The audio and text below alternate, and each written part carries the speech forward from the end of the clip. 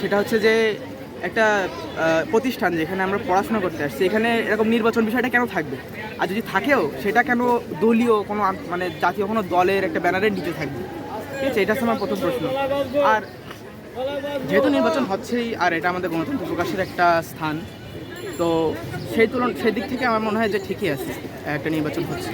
আর যদি কোনো দলীয় মতামত যদি দিতে চান সেটা আমি ওভাবে প্রকাশ করব না, বাট আমি চাই যেন আমার প্রতিষ্ঠানের যে সমস্যাগুলো রয়েছে, স্টুডেন্টরা যেগুলো ফেস করে, সেগুলো যারা একটা ক্রিয়েটিভ সলিউশন দিতে পারবে তাদেরকেই যেন নির্বাচিত করা হয়। তাদের ইশতেহার এবং তাদের অ্যাপ্রোচমেন্টটা কেমন সেটা বুঝেই যেন সবাই নির্বাচনে ভোটটা দেয়, এটাই আমার আশা। কেমন ভিপি আপনি চান? ভীতি তো নির্বাচন মুখর এই নির্বাচনে আপনার একজন ভিপি প্রার্থী হওয়ার জন্য কেমন ভিপি আপনার প্রত্যাশার? ভিপি যিনি হবেন উনি অবশ্যই একজন ভালো লিডার হতে হবে, স্বাভাবিক, প্রথম যেটা আমাদের চাওয়া।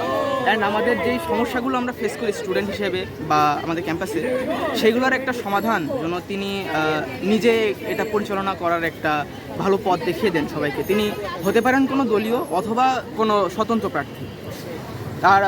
তার কারিজমা বা তার যেই পরিচালনা করার যেই পদ্ধতি কিংবা তার যে যোগ্যতা, সেই ভিত্তিতেই যেন তাকে নির্বাচিত করা হয়, এটাই আমার আশা।